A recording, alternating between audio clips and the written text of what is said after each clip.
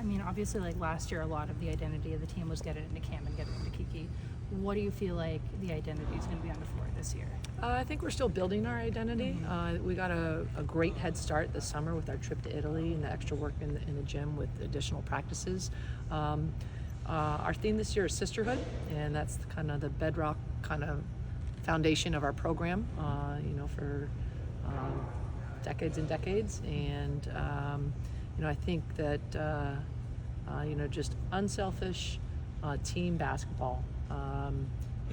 As you point out, I think the past couple of years everyone knew we were wanting to throw the ball, and we have a lot of weapons, and this team is sharing the ball really well, and I think this could be a team where we have a different leading scorer every night, and I think our team is totally fine with that. I'm guessing you always knew Tara was going to step down at one point. Did it No, come? I didn't. No? No? I was never. She could have kept going, I'm sure. Yeah. Did it happen sooner than you expected? I kind of. It's not like kind of people. I get asked this version of this question all the time. I had no idea when Tara was going to retire. The first time the conversation came up was way back in 2011. We had a tough loss in the Final Four. Tara is a legendary coach, and I teased her at one point, that I wouldn't believe that she's going to retire until I saw her walk into her press conference, actually say it out loud.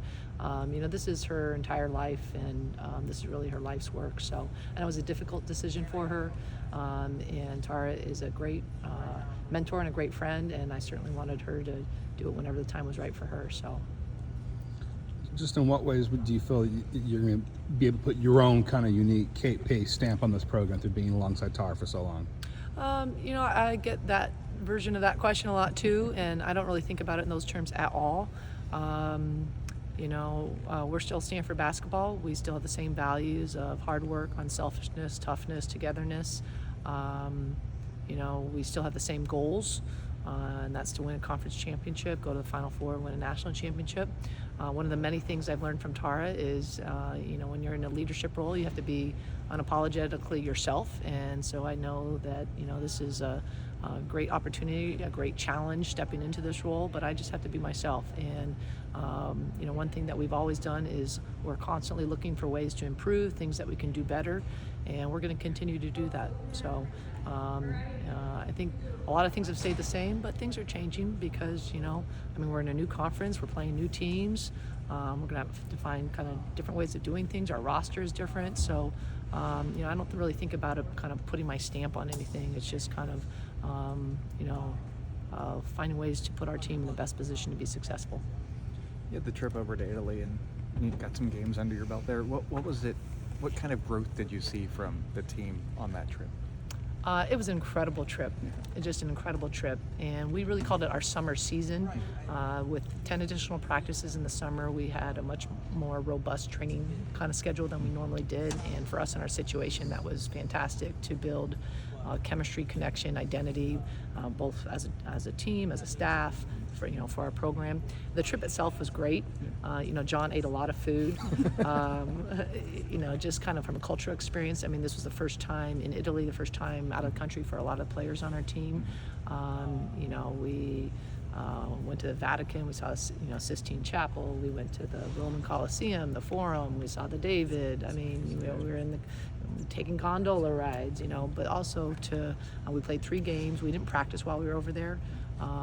Just to kind of, get out there and play kind of somebody different was really great. I think for me, for our staff to get some game experience kind of leading into the season was great. So, a lot of people are excited for, your first game. I said, I already had it. It was in Rome. You kind of got to look at a freshman a little bit early, too, because of the extra practices, too, like you said. What do you kind of see from them, and where do you see them fitting in? Our freshmen are doing terrific, and their upper class teammates are really helping them, which is a great tradition and hallmark of our program, something that we're really proud of and a characteristic of the sisterhood. But first I think with Shea Ijuwowi, she brings something really unique to our team. She is fast. She's like what I call a water bug point guard. She is quick with the ball in her hand. She can go by people. She can get to the basket, and then defensively she can really get up into people and be very disruptive. She drew 2 charges just in our close scrimmage the other day against St. Mary's. We have a really quick practice guy, and Shea took the ball away from him, and that's something that we have never seen in 4 years. Like I called Tara, I said, Shea took the ball from Hassani. She said, what? I think Shea's going to give us a really different look at the guard position we're excited about. Kennedy Ume, again, at her position, somebody totally unique on our team. It's not rocket science to figure out. She's the biggest player on our team. She's the tallest, she's the strongest body, and she is strong, very physical, and she wants the ball. So I know that Brooke and MA and Nuno are excited to have, have Kennedy on our team so that they're not the only ones trying to guard the other big ones out there. So, Kennedy is coming along. She's doing really well. We're very excited about where she will be, hopefully coming down the pipe. Harper Peterson is kind of like a stretch 4. Unfortunately, she's been out the past couple weeks with something that's holding her out.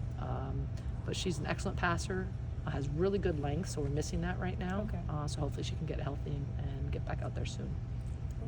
You mentioned how it's a new era in college athletics. How do you embrace the challenges that come with the portal, with NIL, with having to fly across the country all the time? It is what it is. We love to compete, and the players on our team come here to get a world-class education and compete for a national championship. So,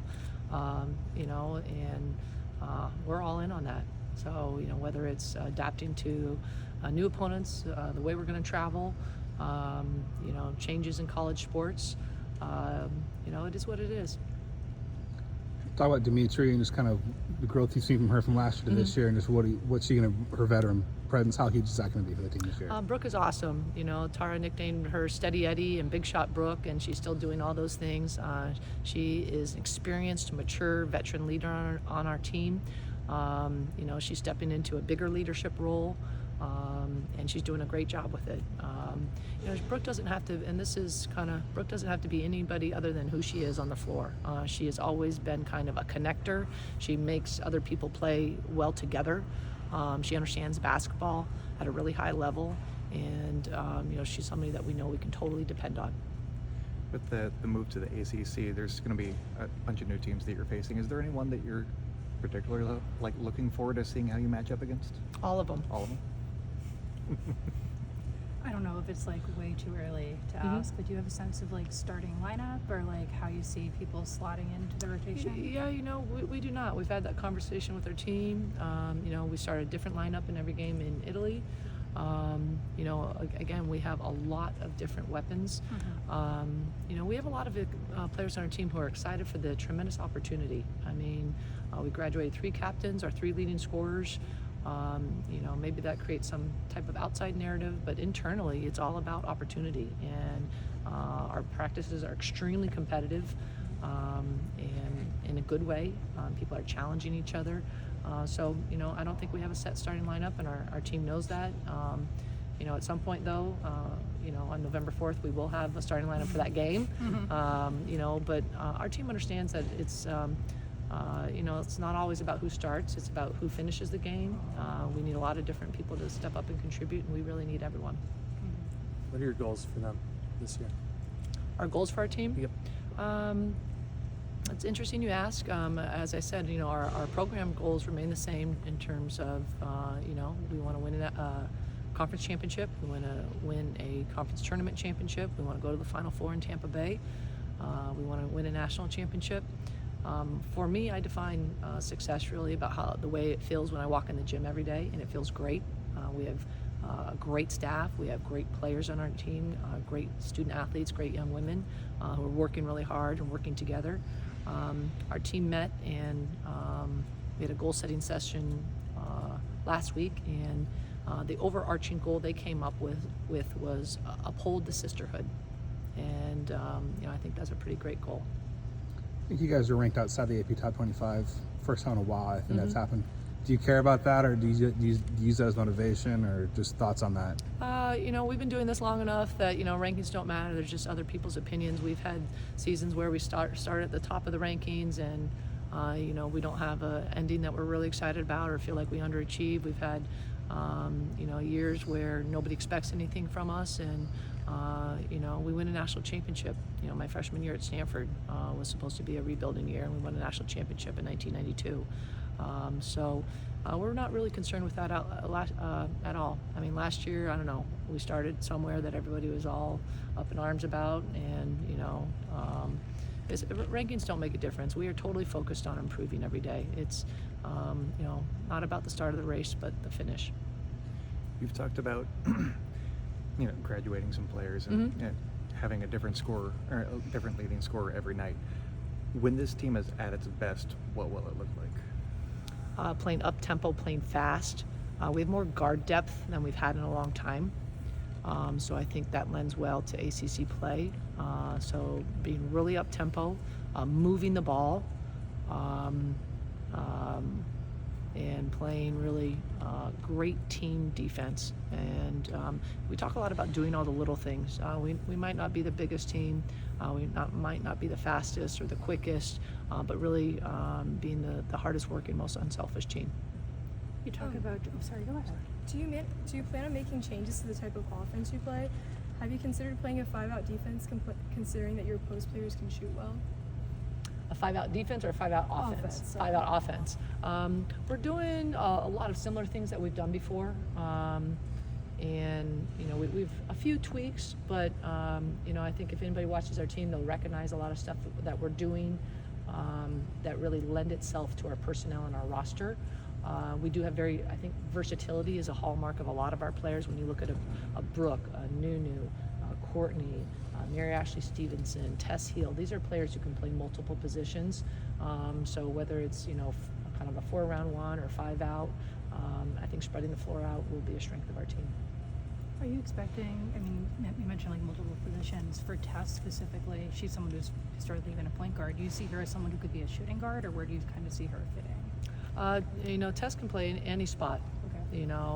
Nunu can play any spot. Mm-hmm. Courtney can play any spot.